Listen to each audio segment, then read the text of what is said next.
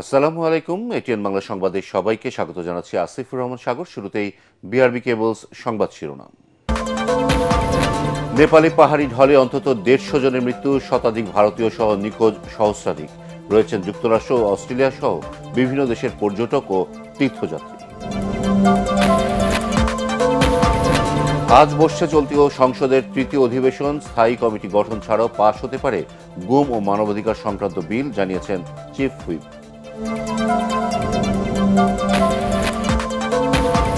গুম প্রতিরোধ ও মানবাধিকার আইনের খসড়া আগের চেয়েও দুর্বল, অভিযোগ নাহিদ ইসলামের। প্রতিবাদে রোববার শাহবাগ থেকে সংসদ অভিমুখে পদযাত্রা 11 দলে। গত 6 মাসে সংগঠিত সকল অপরাধে জড়িতদের আইনের আওতায় আনা হয়েছে, দাবি স্বরাষ্ট্রমন্ত্রী।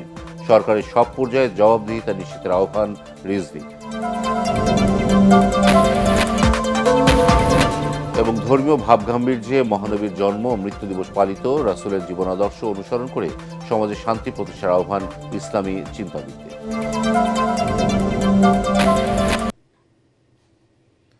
শুনছিলেন বিআরবি কেবলস সংবাদ শিরোনাম, এবার বিস্তারিত।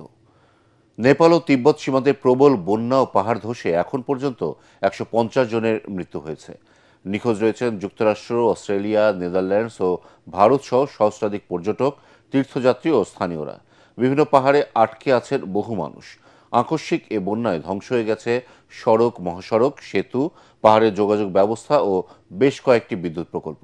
ভয়াবহ এই পরিস্থিতিতে উদ্ধার তৎপরতার জন্য আন্তর্জাতিক মহলের সহায়তা চেয়েছে নেপাল সরকার। ইমদাদুল্লাহ বাবুর রিপোর্ট।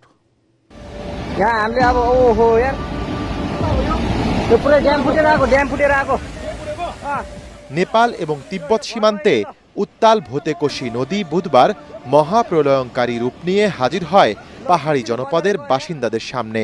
এর হিংস্র স্রোত তলিয়ে দেয় পুরো গ্রাম ও ঘরবাড়ি। বানের পানির তোড়ে চোখের পলকেই ভেঙে যায় সেতু, সড়ক ও মহাসড়ক এবং জলবিদ্যুৎ প্রকল্প সহ নানা স্থাপনা। আহত ও নিহত হন বহু মানুষ।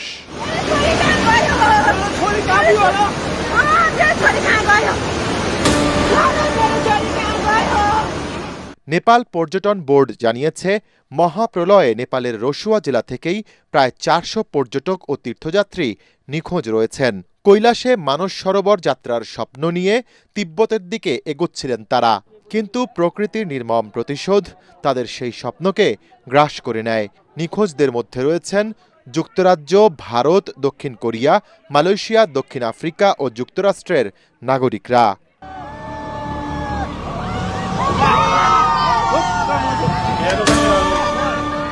প্রাথমিকভাবে ধারণা করা হচ্ছে, পাহাড়ে জমে থাকা বরফ গলে আকস্মিক এই জলোচ্ছ্বাস। দুর্গত এলাকাগুলো দুর্গম হওয়ায় সেখানে পৌঁছাতে পারেননি উদ্ধারকর্মীরা। চারিদিকে ছড়িয়ে ছিটিয়ে আছে শুধুই প্রলয়ের তাণ্ডব ও ধ্বংসলীলা। এর মধ্যে এসব এলাকায় নামতে পারছে না উদ্ধারকারী হেলিকপ্টারও। চ্যালেঞ্জের মুখে পড়ে কাঠমান্ডু থেকে ত্রাণ নিয়ে যাওয়া হেলিকপ্টারগুলোও ফিরতে বাধ্য হয়েছে। এমন ভয়াবহ পরিস্থিতিতে প্রতিবেশী ভারত ও চীনের সহায়তা চেয়েছে নেপাল সরকার। মুখপাত্র সাসমিত পোখরেল আন্তর্জাতিক গণমাধ্যমকে বলেন, দুর্গম এলাকায় নেপালের একার পক্ষে উদ্ধার চালানো বেশ চ্যালেঞ্জিং, তাই আন্তর্জাতিক সহায়তা চাওয়া হয়েছে। পাশাপাশি ভোতেকোশি, ত্রিশুলি ও নারায়ণী নদীর তীরবর্তী বাসিন্দাদের দ্রুত নিরাপদ আশ্রয়ে সরে যাওয়ার নির্দেশ দিয়েছে স্থানীয় প্রশাসন। তবে নিখোঁজদের সন্ধান না পাওয়া পর্যন্ত উদ্ধার অভিযান চালিয়ে যাওয়ার ঘোষণা দিয়েছে নেপাল সরকার। ইমদাদুল্লাহ বাবু, এটিএন বাংলা। এদিকে নেপালে ভয়াবহ বন্যা ও পাহাড়ি ঢলে প্রাণহানি এবং ধ্বংসযজ্ঞের ঘটনায় গভীর শোক ও দেশটির জনগণের প্রতি সংহতি জানিয়েছেন প্রধানমন্ত্রী তারেক রহমান। পররাষ্ট্র মন্ত্রণালয়ের পাঠানো সংবাদ বিজ্ঞপ্তিতে এ তথ্য জানানো হয়েছে। কঠিন এই সময়ে বাংলাদেশের জনগণ নেপালের সরকার ও জনগণের সাথে আছে বলেও বিজ্ঞপ্তিতে উল্লেখ করা হয়েছে। একই সাথে নিখোঁজদের উদ্ধার, আহতদের দ্রুত চিকিৎসা প্রদান এবং ত্রাণ তৎপরতায় অংশ নিতে ঢাকা প্রস্তুত রয়েছে বলে সংবাদ বিজ্ঞপ্তিতে জানানো হয়। আজ শুরু হচ্ছে ত্রয়োদশ জাতীয় সংসদের তৃতীয় অধিবেশন। স্পিকার হাফিজ উদ্দিন আহমদের সভাপতিত্বে অধিবেশন শুরু হবে বিকেল 3টায়। এবারের অধিবেশনে সংসদীয় বিভিন্ন কমিটি গঠন ও গুরুত্বপূর্ণ বিলকে অগ্রাধিকার দেওয়া হবে বলে জানিয়েছেন সরকার দলীয় চিফ হুইপ নুরুল ইসলাম মনি। তিনি বলেন, তৃতীয় অধিবেশনে 7 বা 10 দিনের সংক্ষিপ্ত বৈঠক হতে পারে। জানান, সম্পত্তি হস্তান্তর এবং গুম ও মানবাধিকার সুরক্ষা সংক্রান্ত বিলের মতো গুরুত্বপূর্ণ 6টি বিল এবার উত্থাপিত হবে। সংবিধান সংশোধন কমিটিতে বিরোধী দল তাদের প্রতিনিধিদের নাম দ্রুত দেবে বলেও আশা করেন চিফ হুইপ। গুমের বিল আসবে এবার, মানবাধিকারের বিল আসবে এবার, এগুলো ভেরি ইম্পর্টেন্ট বিল আসতেছে এবার। সেই জন্য আমরা একটা ডিসকাশনের জন্য হেলদি টাইম দিতে চাই তাদের, যাতে তারা ডিসকাস করে কন্ট্রিবিউট করতে পারে। আইন হবে এই যে ট্রান্সফার অফ দ্য প্রপার্টি, সেটা হলো যে সন্তান বা কোনো কারো সম্পত্তি দিলেও ওই ভোগ দখল করার অধিকার তার শেষ পর্যন্ত থাকবে, ততদিন তিনি জীবিত থাকবে। গুম প্রতিরোধ ও মানবাধিকার আইনের খসড়া বিগত সময়ের চেয়েও দুর্বল বলে অভিযোগ করেছেন বিরোধী দলীয় চিফ হুইপ নাহিদ ইসলাম। বিরোধী দলীয় নেতার বাসায় 11 দলের শীর্ষ নেতাদের বৈঠক শেষে সাংবাদিকদের কাছে এই অভিযোগ করেন তিনি। বলেন, আইন শক্তিশালী করার প্রতিশ্রুতি দিলেও তা রক্ষা করছে না সরকার। এ সময় 11 দলীয় ঐক্যের সমন্বয়ক ও জামায়াতের সহকারী সেক্রেটারি জেনারেল হামিদুর রহমান আজাদ জানান, গুম প্রতিরোধ ও মানবাধিকার রক্ষায় শক্তিশালী আইন না করার প্রতিবাদে আন্তর্জাতিক গুম দিবসে শাহবাগ থেকে সংসদ অভিমুখে পদযাত্রা করবে বিরোধী দল। আরও জানাচ্ছেন তৌহিদুর রহমান তুহি। আসলে গুমের সংস্কৃতি। সংসদের তৃতীয় অধিবেশনকে সামনে রেখে বিরোধী দলীয় নেতার বাসভবনে বৈঠকে বসেন 11 দলীয় ঐক্যের শীর্ষ নেতারা। বৈঠক শেষে সাংবাদিকদের সঙ্গে কথা বলেন 11 দলীয় ঐক্যের সমন্বয়ক AHM হামিদুর রহমান আজাদ ও বিরোধী দলীয় চিফ হুইপ নাহিদ ইসলাম। বৈঠকে আসছে অধিবেশনে সংসদে বিরোধী দলের ভূমিকা ও 11 দলের লং মার্চ সফল করার বিষয়ে আলোচনা হয়। পরে ব্রিফিংয়ে হামিদুর রহমান আজাদ জানান, বিগত সময়ে গুম হওয়া পরিবারের সদস্যদের নিয়ে আন্তর্জাতিক গুম দিবসে সংসদ অভিমুখে পদযাত্রা করা হবে। গুম পরিবারগুলোর পক্ষ থেকে আমাদের 11 দলের সমর্থনে একটা সংসদ অভিমুখী পদযাত্রা করা হবে এবং এই সরকার দেশটাকে একটা বিভিন্নভাবে অকার্যকর সংসদ, অকার্যকর রাষ্ট্র অতীতও হয়েছে, সেই পথেই যে আবার পথ চলা শুরু করেছে। সরকার ব্যর্থ হয়েছে, এটা বিরোধী দলের ঢালাও মন্তব্য। বিএনপি ভারপ্রাপ্ত মহাসচিবের এমন বক্তব্যের প্রতিক্রিয়াও জানান তিনি। ভারপ্রাপ্ত মহাসচিব যিনি আছেন, তিনি যে কথা বলেছেন, সংকট নাই, দুর্ভোগ নাই, ব্যর্থ নয়, সরকার খুবই সফল, তাহলে ওনারা কি এই কথা বলছেন যে বিদ্যুৎ সমস্যার সমাধান হয়ে গেছে? এটা কি ব্যর্থতা না? এই যে গুমের ঘটনা, একটা গুমের ঘটনা বলছে, কিডন্যাপ হয়েছে 512 জন, এরপরে খুন হয়েছে 1800 প্রায় 6 মাসে। এগুলি ব্যর্থতা না? জনগণের নিরাপত্তা যারা দিতে পারে না, অধিকার যারা নিশ্চিত করতে পারে না, জনজীবনের সাথে রিলেটেড যে সমস্ত সেবা সেগুলো নিশ্চিত করতে পারে না, তাহলে কিসের সফল চলে? গুম ও মানবাধিকার সংক্রান্ত আইনের খসড়ার সমালোচনা করে বিরোধী দলীয় চিফ হুইপ ও এনসিপি আহ্বায়ক নাহিদ ইসলাম বলেন, ফ্যাসিবাদী আমলের চেয়েও খারাপ আইন করার চেষ্টা করছে সরকার। বাংলাদেশে আমরা আর কোনো গুমের ঘটনা আমরা দেখতে চাই না। গুম বা মানবাধিকার হরণের মতো ঘটনার অভিযোগ আসছে যে আইন শৃঙ্খলা বাহিনী বা রাষ্ট্রীয় বাহিনী, তারাই যদি গুমের এই ঘটনার তদন্ত করে স্বচ্ছতা এবং গ্রহণযোগ্যতা নিয়ে কিন্তু প্রশ্ন তৈরি হয়। ফলে এই যে আইনটি করা হচ্ছে বা খসড়া আনা হচ্ছে, এটা খুবই পরিকল্পিতভাবে দেশে আগের থেকেও, তার মানে বোঝা যাচ্ছে যে মানবাধিকার হরণ হতে পারে, হবে, এবং সরকার কোনো রাষ্ট্রীয় বাহিনীকে দিয়ে এটা করাবে এবং কোনো ধরনের জবাবদিহিতা যাতে নিশ্চিত করা না হয়, এই কারণে তারা এরকম একটা আইন আসলে করতে যাচ্ছে। ফ্যাসিবাদী আমলের থেকেও একটা খারাপ আইন তারা আনার চেষ্টা করছে। এ সময় জুলাই সনদ বাস্তবায়ন সহ জনগণের দাবি আদায়ে সংসদ ও রাজপথে আন্দোলন চলমান রাখারও ঘোষণা দেন 11 দলীয় ঐক্যের নেতারা। আজকের আলোচ্য বিষয় ছিল না, এটা আমরা পরবর্তী। তৌহিদুর রহমান তুহি, ATN বাংলা, ঢাকা। গত 6 মাসে সংগঠিত সব অপরাধে জড়িতদের আইনের আওতায় আনা হয়েছে বলে জানিয়েছেন স্বরাষ্ট্রমন্ত্রী সালাউদ্দিন আহমদ। বিএনপির কেন্দ্রীয় কার্যালয়ের সামনে ঈদে মিলাদুন্নবী উপলক্ষে আয়োজিত দোয়া মাহফিলে তিনি একথা বলেন। এ সময় মন্ত্রীসহ সরকারের সব পর্যায়ে জবাবদিহিতা নিশ্চিত করার আহ্বান জানান বিএনপির ভারপ্রাপ্ত মহাসচিব রুহুল কবির রিজভী। পরে যৌথ সভা শেষে দলের প্রতিষ্ঠা বার্ষিকী উপলক্ষে 5 দিনব্যাপী কর্মসূচি ঘোষণা করেন তিনি। মোহাম্মদ মোহসিনের ক্যামেরায় আরও জানাচ্ছেন তৌহিদুর রহমান নিশান। বুধবার নয়াপল্টনে বিএনপির কেন্দ্রীয় কার্যালয়ে দলের ৪৮তম প্রতিষ্ঠাবার্ষিকী আয়োজন উপলক্ষে এক যৌথ সভার আয়োজন করা হয়। সভায় সভাপতিত্ব করেন দলের ভারপ্রাপ্ত মহাসচিব অ্যাডভোকেট রুহুল কবির রিজভী। সভা শেষে এক সংবাদ সম্মেলনে রুহুল কবির রিজভী বলেন, গৌরবের সাথে ৪৮ বছরে বাংলাদেশ জাতীয়তাবাদী দল এই উপলক্ষে বৃক্ষরোপণ ও মাছের পোনা অবমুক্ত সহ নানা কর্মসূচি হাতে নিয়েছে বিএনপি। সকাল ৯টায় দলের চেয়ারম্যান মাননীয় প্রধানমন্ত্রী তিনি শহীদ রাষ্ট্রপতি জিয়াউর রহমান এবং দেশনেত্রী মরহুমা বেগম খালেদা জিয়ার সমাধিতে মাজারে যাবেন। সেখানে প্রথমে ফাতিহা পাঠ করবেন, পুষ্পস্তবক অর্পণ করবেন। দলের ভারপ্রাপ্ত মহাসচিব আরও বলেন, জনগণের আস্থা বিশ্বাস অর্জন করতে পেরেছে বলেই বিএনপি দেশের জনপ্রিয় রাজনৈতিক দলে পরিণত হয়েছে। দল হিসাবে বিএনপি যেমন জনপ্রিয়, এটা আমার কথা নয়, এটা জরিপের মধ্যে এটি এসেছে, প্রতিষ্ঠান জরিপ করেছে এবং ব্যক্তিগতভাবে প্রধানমন্ত্রী অনেক দূরে গিয়ে এসেছেন। এগুলোই হচ্ছে বিএনপির গৌরব। এই গৌরবের ৪৮ বছর পার করেছে বিএনপি। অনেক সংগ্রাম, অনেক সংকট, অনেক শোককে ধারণ করেই বিএনপির পথ চলা। এর আগে পবিত্র ঈদে মিলাদুন্নবী উপলক্ষে দলটির কেন্দ্রীয় কার্যালয়ের সামনে দোয়া মাহফিলের আয়োজন করা হয়। সেখানে উপস্থিত ছিলেন দলের সিনিয়র নেতৃবৃন্দ। এ সময় স্বরাষ্ট্রমন্ত্রী সালাউদ্দিন আহমেদ বলেন, গত ৬ মাসে সংগঠিত সব অপরাধ আইনের আওতায় এনেছে আইনশৃঙ্খলা বাহিনী।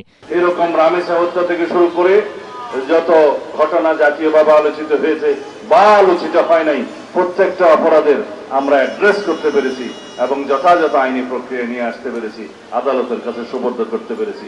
এর চাইতে এই অল্প সময়ের মধ্যে আর বেশি কিছু আশা করা আমাদের মনে হয় ঠিক হবে না। সামনের দিনগুলোতে জনগণের জানমাল রক্ষায় আইনশৃঙ্খলা বাহিনী আরও সক্রিয় ভূমিকা পালন করবে বলে জানান স্বরাষ্ট্রমন্ত্রী। তৌহিদুর রহমান নিশান, এটিএন বাংলা, ঢাকা। গত ২৪ ঘন্টায় সারা দেশে হাম ও উপসর্গ নিয়ে আরও ৭ জনের মৃত্যু হয়েছে। একই সময়ে হাম ও হামের উপসর্গ নিয়ে আক্রান্ত হয়েছে ১,১৭১ জন।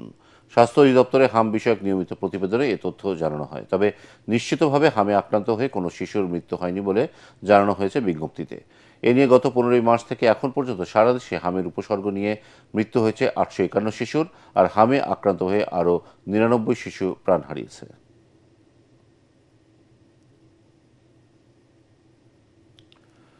ধর্মীয় ভাবগাম্ভীর্যের মাধ্যমে পালিত হল মহানবী হজরত মুহাম্মদ সাল্লাল্লাহু আলাইহি ওয়াসাল্লামের জন্ম ও মৃত্যু দিবস।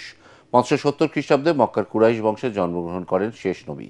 ৬৩২ খ্রিস্টাব্দে ৬৩ বছর বয়সে একই দিনে তিনি মৃত্যুবরণ করেন। সারা দেশে জশ্নে জুলুস, মিলাদ মাহফিল, স্বেচ্ছায় রক্তদান, নফল ইবাদত ও রোজা রেখে দিনটি পালন করেছেন ধর্মপ্রাণ মুসল্লিরা। ইমদাদুল হকের ক্যামেরায় বিস্তারিত জানাচ্ছেন মুশফিকুর রহমান।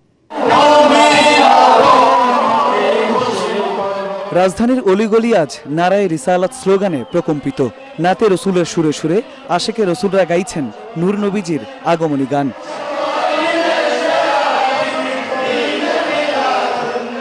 টুপি পাঞ্জাবি পরে আতর গুলাব আর সুগন্ধি মেখে ছোট বড় সব বর্ণ সব শ্রেণী পেশার মানুষ আজ কামলিওয়ালা নবীজির মোহব্বতে রাস্তায় নেমে ঈদে মিলাদুন্নবীর খুশি উদযাপন করছেন। সকালে মিরপুরে হযরত শাহ আলী বুগদাদি রহমতুল্লাহি আলাই এর মাজার থেকে ঈদে মিলাদুন্নবীর জুলুস বা আনন্দ মিছিল বের করেন আহলা দরবার শরীফের বর্তমান পীরে তরিকত সৈয়দ আবরার ইবনে শেহাব মাদ্দাজিল্লাহুল আলী। বলেন, রাসূল পাকের শুভ আগমন মানব সভ্যতার জন্য অধিকার প্রতিষ্ঠা ও বিপ্লবের। এটি মানব ইতিহাসের সবচেয়ে বড় বিপ্লবের দিন। এটি এমন এক দিন যে দিন কুল ইনসানিয়াতের ভাগ্য বদলে গিয়েছে। আমরা ফিতনা সৃষ্টি না করে কুল মুসলিম উম্মাহ আমরা একত্রিত হয়ে আমরা এই ঈদে মিলাদুন্নবী সাল্লাল্লাহু তাআলা আলাইহি ওয়াসাল্লাম উদযাপন করব। সোহরাওয়ার্দী উদ্যান এলাকায় জশ্নে জুলুস করেন মাইজ ভান্ডার দরবার শরীফের সাজ্জাদানশীন ডক্টর সৈয়দ সাইফুদ্দিন আহমদ আল মাইজ ভান্ডারি। এতে ঢল নামে অসংখ্য নবী প্রেমিকের। তিনি বলেন, হুজুর সাল্লাল্লাহু আলাইহি ওয়াসাল্লামকে পেয়ে খুশি উদযাপন করা ঈমানের প্রধান দাবি। আল্লাহ রাসূলের যে ওসওয়াতুন হাসানা, উত্তম চরিত্র, এইটাকে গঠন করার জন্য আমাদেরকে সবাইকে আখলাকুন নবী প্রতিষ্ঠিত করতে হবে। জুলুসে অংশ নেন মিশর, ইন্দোনেশিয়া, সৌদি আরব, তুরস্ক সহ বিশ্বের 12টি দেশের ইসলামিক স্কলাররা। বাংলাদেশের নবী প্রেমিকদের জোয়ার দেখে অভিভূত হন তারা।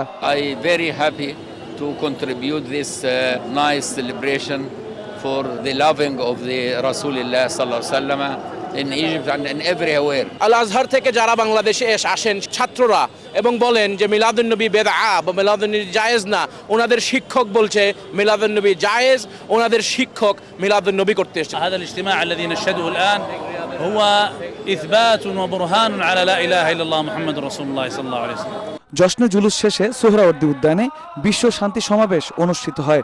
এ সময় রাসূল সাল্লাল্লাহু আলাইহি ওয়াসাল্লামের রওজা শরীফের গিলাফ মুবারক প্রদর্শন করা হয়। রমনা এলাকায় জুলুস করেন গাউসিয়া রহমান মইনিয়া মঞ্জিলের সাজ্জাদনশীন মাওলানা সৈয়দ শহীদউদ্দিন আহমদ আল মাইজভান্ডারি। এতে অংশ নেন মাইজভান্ডার দরবার শরীফের অসংখ্য ভক্ত অনুসারী। এদিকে ক্যাম্পাসে জশ্নে জুলুস করে ঢাকা বিশ্ববিদ্যালয় ঈদে মিলাদুন্নবী সেলিব্রেশন কাউন্সিল। এদিন বিভিন্ন দরবার শরীফের ভক্ত আশেকান এবং বিভিন্ন শ্রেণী পেশার মানুষ প্রিয় নবীজির শুভ আগমনের খুশি উদযাপন করেন। অন্তরে রাসূল পাকের প্রেম আর মুখে নারায়ে রিসালাত স্লোগান নাতে রসুল গেয়ে আজ সরকারে দো আলমের শুভ আগমনের খুশি উদযাপন করছেন শান্তিপ্রিয় ধর্মপ্রাণ মুসল্লিরা। আশেকে রসুলরা বলছেন, পবিত্র কুরআনে বর্ণিত সর্বোত্তম চরিত্রের অধিকারী হযরত মুহাম্মদ মুস্তাফা সাল্লাল্লাহু আলাইহি ওয়াসাল্লামের জীবন ও আদর্শকে ধারণ করতে পারলেই পরিবার, সমাজ এবং রাষ্ট্রীয় জীবনে শান্তি ও শৃঙ্খলা ফিরবে। মুশফিকুর রহমান, ATN বাংলা, ঢাকা। নবীর জন্ম মৃত্যু দিবসে বেশি বেশি দরুদ শরীফ ও সালাম পাঠ, সিরাত চর্চা, দান সদকা ও নফল ইবাদত করার আহ্বান জানিয়েছেন ইসলামী চিন্তাবিদরা। তারা বলছেন, পথভ্রষ্ট উম্মার হেদায়েতের জন্যই এই দিনে মহানবী হযরত মুহাম্মদ সাল্লাল্লাহু আলাইহি ওয়াসাল্লামের পৃথিবীতে আগমন। নবীর জন্ম এবং ওফাতকে কেন্দ্র করে আবেগের বশবর্তী হয়ে মিছিল শোভাযাত্রা ইসলামের প্রকৃত শিক্ষার সাথে সাংঘর্ষিক বলেও মনে করেন ইসলামী চিন্তাবিদদের অনেকে। রাসূলের জীবনাদর্শ অনুসরণ করে সমাজে শান্তি প্রতিষ্ঠার তাগিদ দেন তারা। মিজান শাহজাহানের রিপোর্ট। 570 খ্রিস্টাব্দের 12ই রবিউল আউয়াল জন্মগ্রহণ করেন হযরত মুহাম্মদ মুস্তাফা সাল্লাল্লাহু আলাইহি ওয়াসাল্লাম। শৈশবে তিনি পরিচিতি পান আলামিন বা বিশ্বাসী হিসেবে। 40 বছর বয়সে নবুয়াত প্রাপ্ত হন বিশ্বের সর্বকালের সর্বশ্রেষ্ঠ নবী হযরত মুহাম্মদ সাল্লাল্লাহু আলাইহি ওয়াসাল্লাম। তার উপর নাজিল হয় মহাগ্রন্থ আল কোরআন। 63 বছর বয়সে এই দিনেই পৃথিবী থেকে বিদায় নেন মহানবী। তাই 12ই রবিউল আউয়াল মুসলমান ধর্মাবলম্বীদের কাছে বিশেষ তাৎপর্যপূর্ণ। ইসলামী চিন্তাবিদ মুফতি সাইফুল ইসলাম রকিব বলেন, এই দিনে এমন কোনো কাজ করা যাবে না যা ইসলামের মূল নীতির সাথে সাংঘর্ষিক। আনন্দ প্রকাশ করতে গিয়ে সেটাকে জশ্নে জুলুস করা, মিছিল করা কিংবা ঢোল তবলা বাজিয়ে এটাকে উৎসব মুখর বানিয়ে ফেলা, এটা শরীয়ত কখনোই আমাদেরকে বৈধতা দেয় না। মানে অনেক ধরনের অনেকের হয়তো আবেগ জড়িত থাকতে পারে, মানে আবেগ প্রকাশ করতে গিয়ে এত অতিরঞ্জন করে ফেলছি যে এটা আসলে কোরআন সুন্নাহ সমর্থিত কিনা। সৌদি আরবে পবিত্র হজের সময় খুতবার অনুবাদক মাওলানা AFM ওয়াহিদুর রহমান বলেন, রাসূলের আদর্শ অনুসরণ করে জীবন গঠনই প্রকৃত ইসলাম। মিলাদুন্নবী সাল্লাল্লাহু আলাইহি ওয়াসাল্লামের মাস দুঃখজনক হলেও সত্য, আমরা এই মাসকে সত্যিকার অর্থে কাজে লাগাই না। অতিরঞ্জন, বিদআত এবং নতুন সংযোজনের মধ্য দিয়ে এই মাসকে আমরা উদযাপনের চেষ্টা করি। ইমাম মালিক ইবনে আনাস রাহিমাহুল্লাহ চমৎকার বলেছেন, যদি আমরা এই দ্বীনের ভিতরে যা রাসূলুল্লাহ নিয়ে এসেছেন, আসহাবুর রাসূলুল্লাহ যেভাবে তাকে অনুসরণ করেছেন, এর বাইরে যদি আমরা কোনো বিষয় দ্বীন হিসেবে ইনক্লুড করি এবং সেটাকে দ্বীন হিসেবে, ইবাদত হিসেবে অনুসরণ করি, এমত অবস্থায় পরোক্ষভাবে আমরা যেন বলছি রাসূলুল্লাহর দ্বীনটা ইনকমপ্লিট। সুবহানবাগ জামে মসজিদের খতিব শাহ ওয়ালিউল্লাহর মতে, কোরআন ও হাদিস সমর্থন করে না এমন কর্মকাণ্ডে কারো জড়ানো উচিত নয়। এই পৃথিবী থেকে চিরবিদায়ের মুহূর্তে সর্বশেষ যে দোয়াটা লাশ কফিন কবরে রাখতে গিয়ে বলা হয়, বিসমিল্লাহ ওয়া আলা মিল্লাতে রাসূলিল্লাহ, আল্লাহর নামে রাসূলুল্লাহ সাল্লাল্লাহু আলাইহি ওয়াসাল্লামের মিল্লাতে। তাই বিশ্বনবী সাল্লাল্লাহু আলাইহি ওয়াসাল্লাম আমাদের জীবনেও প্রয়োজন, কবরেও প্রয়োজন, আখিরাতে কিয়ামতের মাঠেও তার সুপারিশ প্রয়োজন। তাই রাসূল সাল্লাল্লাহু আলাইহি ওয়াসাল্লামকে সাহাবায়ে কেরাম যেভাবে ভালোবেসেছেন, দীর্ঘ 600 বছর যেভাবে চলেছে, আমরা ওইটাই নির্দিষ্টভাবে পালন করতে চাই। অতিরিক্ত কিছু এটা আসলেই বিদআত বা বিভ্রান্তি বা মানুষদেরকে অন্যায়ের দিকে ধাবিত করে। ইসলামী চিন্তাবিদরা বলেন, হযরত মুহাম্মদ মুস্তাফা সাল্লাল্লাহু আলাইহি সাল্লামের জীবনী পর্যালোচনা করলে দেখা যায় তিনি আজীবন শান্তির বার্তা দিয়েছেন। কাফেরদের তো বটেই, আপনজনদের হাজারো অত্যাচার সহ্য করে সত্য প্রচারে অটল ও অবিচল ছিলেন মহানবী সাল্লাল্লাহু আলাইহি সাল্লাম। মিজান শাহজাহান, ATN বাংলা, ঢাকা। এবার জানিয়ে দেব আন্তর্জাতিক সংবাদ।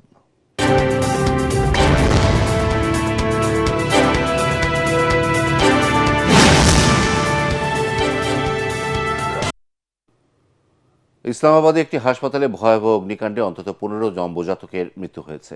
Pakistan institute of medical sciences হাসপাতালের স্ত্রী রোগ ও প্রসূতি বিভাগের 3য় তলায় এই আগুন লাগে।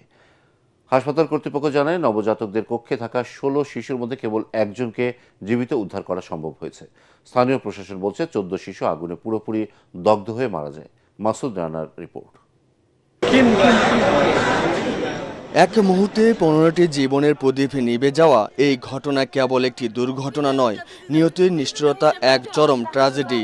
যে শিশুদের প্রথম মুক্ত বাতাস বুক ভরে নেওয়ার কথা ছিল, তাদের নিঃশ্বাস শেষ হয়ে গেল বিষাক্ত ধোঁয়ায়। আর যে বাবা মা সদ্যজাত সন্তানকে কোলে নিয়ে হাসি মুখে বাড়ি ফেরার অপেক্ষায় ছিলেন, তাদের ফিরতে হলো শূন্য হাতে, বুক ফাটা আর্তনাদ নিয়ে।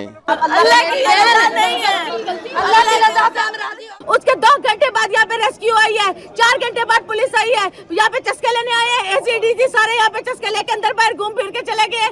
ঘটনাটি পাকিস্তানের রাজধানী ইসলামাবাদে Pakistan institute of medical sciences হাসপাতালে। পাকিস্তানের জিও টিভির দেওয়া তথ্য অনুযায়ী আগুন লাগার সময় হাসপাতালে ওই ওয়ার্ডে 16 জন নবজাতক ছিল। তাদের মধ্যে মাত্র একজনকে উদ্ধার করা গেছে, বাকি 15 জনের মৃত্যু হয়েছে বলে প্রাথমিক রিপোর্টে জানানো হয়েছে। হাসপাতালে এয়ার কন্ডিশন সিস্টেমের ত্রুটির জেরে আগুনের সূত্রপাত। আগুন লাগার খবর পাওয়ার পরই উদ্ধারকারী দল ঘটনাস্থলে পৌঁছে যায়। আগুন নিয়ন্ত্রণে আসার পর হাসপাতালের ক্ষতিগ্রস্ত অংশে কুলিং অপারেশন চালানো হয়। তারপর পরিস্থিতি স্বাভাবিক করার কাজ শুরু হয়। দুর্ঘটনার কারণ খতিয়ে দেখতে দ্রুত তদন্তের নির্দেশ দিয়েছেন দেশটির প্রধানমন্ত্রী শেহবাজ শরীফ। মাসুদ রানা, এটিএন বাংলা। ইরানের ওপর অর্থনৈতিক ও সামরিক উভয় ধরনের পদক্ষেপ অত্যন্ত কার্যকর বলে জানিয়েছেন মার্কিন প্রেসিডেন্ট ডোনাল্ড ট্রাম্প। আল জাজিরাকে দেওয়া সাক্ষাৎকারে তিনি বলেন, যুক্তরাষ্ট্রের পাশাপাশি ইসরায়েলের যুদ্ধ অবসানের লক্ষ্যে তেহরানের সঙ্গে আলোচনায় বসার বিষয়ে তাড়াহুড়া করা হচ্ছে না। অন্যদিকে পশ্চিমাদের প্রতি কঠোর বার্তা দিয়েছে ইরান।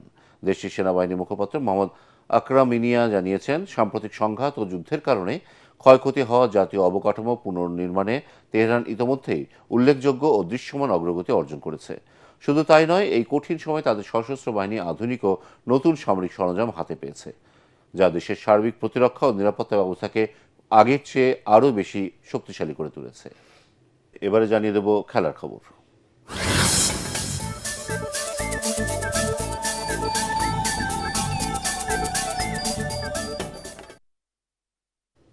শরীফুলকে বিসিবি কাউন্টি ক্রিকেট খেলার ছাড়পত্র না দিলেও জোড়া সুখবর পেলেন tiger pacer Shariful Islam. Mackay টেস্টে অস্ট্রেলিয়ার কাছে ইনিংস ও 51 রানে হারলেও আইসিসি র্যাঙ্কিংয়ে উন্নতি হয়েছে বাংলাদেশের এই বাঁহাতি পেসারের। বোলারদের র্যাঙ্কিংয়ে 17 ধাপে এগিয়ে 57 নম্বরে উঠে এসেছেন তিনি। অলরাউন্ডারদের র্যাঙ্কিংয়েও এগিয়েছেন শরীফুল। 13 ধাপে গিয়ে 70 নম্বরে আছেন এই অলরাউন্ডার। সুখবর পেয়েছেন মেহেদী হাসান মিরাজও। 1 ধাপে গিয়ে বোলারদের র্যাঙ্কিংয়ে তিনি এখন 23 নম্বরে। অস্ট্রেলিয়ার বিপক্ষে 2 টেস্টে 6 উইকেট নিয়ে অলরাউন্ডারদের র্যাঙ্কিংয়ে 3 নম্বর স্থান ধরে রেখেছেন তিনি। ভারত সিরিজ নিয়ে জল্পনা কল্পনা শেষ না হতে আফগানিস্তানের সঙ্গে সিরিজ চূড়ান্ত করল বাংলাদেশ ক্রিকেট বোর্ড বিসিবি। আগামী অক্টোবরে দুবাইয়ে আফগানদের বিপক্ষে একটি টেস্ট ও 3 ম্যাচ সিরিজের ওয়ানডে সিরিজ খেলবে টাইগাররা। গত বছর সংযুক্ত আরব আমিরাতে আফগানিস্তানের বিপক্ষে টি-20 সিরিজ খেলেছিল লাল সবুজের দল। বিশ্ব টেস্ট চ্যাম্পিয়নশিপে পয়েন্ট তালিকায় 4র্থ স্থানে থাকা বাংলাদেশ এরপর খেলবে ওয়েস্ট ইন্ডিজের বিপক্ষে। শেষ করার আগে বিআরবি কেবলস সংবাদ শিরোনাম আরও একবার। নেপালি পাহাড়ি ঢলে অন্তত 150 জনের মৃত্যু, শতাধিক ভারতীয় সহ নিখোঁজ সহস্রাধিক। রয়েছেন যুক্তরাষ্ট্র ও অস্ট্রেলিয়া সহ বিভিন্ন দেশের পর্যটক ও তীর্থযাত্রী। আজ বসছে চলতি সংসদের 3য় অধিবেশন। স্থায়ী কমিটি গঠন ছাড়াও পাশ হতে পারে গুম ও মানবাধিকার সংক্রান্ত বিল, জানিয়েছেন চিফ হুইপ।